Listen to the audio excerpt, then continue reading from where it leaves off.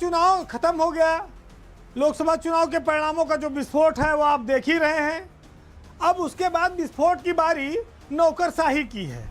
कहते हैं कि मुख्यमंत्री के सीधे नियंत्रण वाला जो विभाग है, नियुक्ति विभाग, उसमें अचानक से एक विस्फोट हुआ और ये माना जा रहा है कि इस विस्फोट के पीछे लोकसभा चुनाव की हार और कई जिलों के डीएम एसपी पर गिरने वाली गाज की तैयारी है। हालांकि अभी यह तैयारी शुरू नहीं हो पाई थी पूरी तरह से, लेकिन मुख्यमंत्री की नाराजगी का कोप भाजन का शिकार विशेष सचिव नियुक्ति धनंजय शुक्ला को बनना पड़ा है। चुनाव परिणाम जब आए तो उसके बाद से मुख्यमंत्री लगातार समीक्षा में और दिल्ली के कार्यक्रमों में व्यस्त थे। इसी बीच ब्यूरोक्रेसी में कुछ चीज़ों को लेकर तैयारियां भी चल रही थी कि कहां कहां पर भाजपा चुनाव हारी है, डीएम एसपी का क्या रोल रहा है, इस पर कुछ मंथन भी हो रहा था। लेकिन 11 जून की रात में अचानक नियुक्ति विभाग में एक हंगामा मच गया, इसलिए कि 7 साल से विशेष सचिव नियुक्ति रहे धनंजय शुक्ला को अचानक से हटा दिया गया। ऐसा क्या रहा कि नियुक्ति विभाग में यह हंगामा हुआ?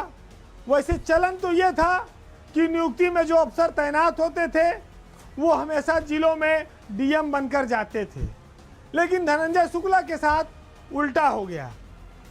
ये कारण बना क्यों? चूंकि जो सेल टैक्स की कमिश्नर हैं मिनिस्ट्री एस, वो 2 महीने की लंबी छुट्टी पर चली गई थी, उनका पद रिक्त था। उनके यहाँ पर एडिशनल कमिश्नर हैं रिया केजरीवाल, वो भी किन्हीं कारणों से छुट्टी पर हैं।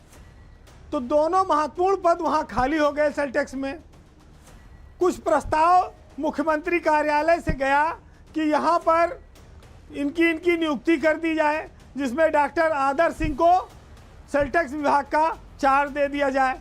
मुख्यमंत्री ने उस प्रस्ताव को मान लिया, लेकिन इसी प्रस्ताव में बताया जाता है कि धनंजय शुक्ला को जिला अधिकारी के रूप में फिर एक बार प्रपोज किया गया। इसी बात से लेकर शायद मुख्यमंत्री अफसरों पर नाराज हो गए और उन्होंने तुरंत धनंजय शुक्ला को कम महत्व के पद माने जाने वाले अपर आयुक्त सेल टैक्स के पद पर तैनात कर दिया गया।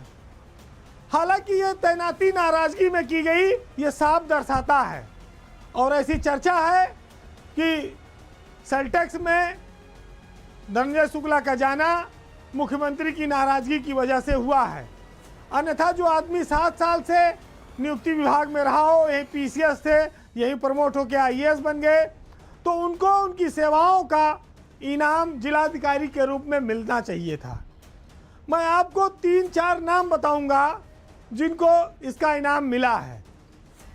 सबसे पहले योगेश्वर राम मिश्रा नियुक्ति विभाग में तैनाती पर रहते रहते बाराबंकी के डीएम बने।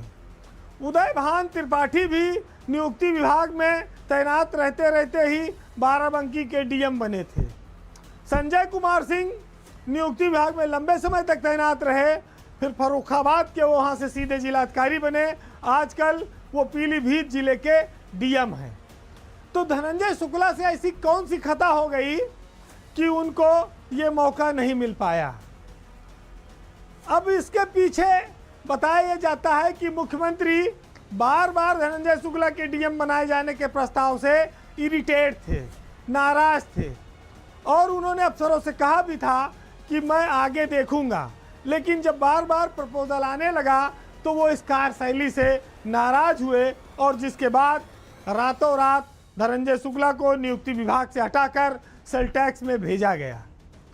महत्वपूर्ण बात यह है कि धनंजय तो मुफ्त में मारे गए और यहाँ पर बैठे बैठे इनाम डॉक्टर आदर्श सिंह को लगातार मिल रहा है।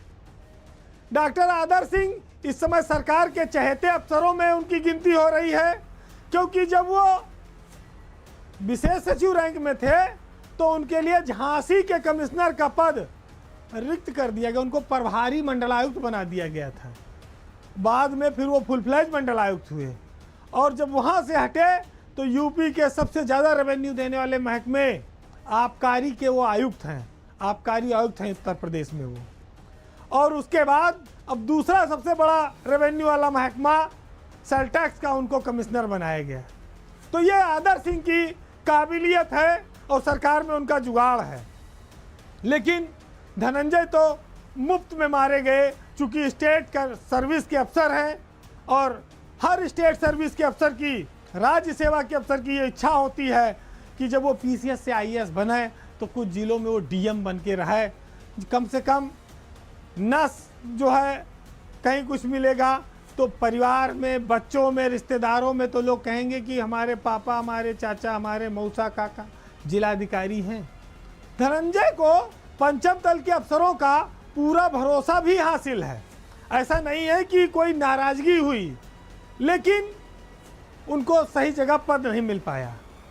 ये चर्चा और आश्वासन जरूर इसमें लगा हुआ है कि थोड़े दिन बाद जब मुख्यमंत्री का मूड ठीक होगा तो धनंजय शुक्ला को एक आध महीना बाद फिर मुख्य धारा में वापसी मिलनी तय है और हो सकता है तब उनको उस समय जिलाधिकारी बनने का मौका मिल जाए।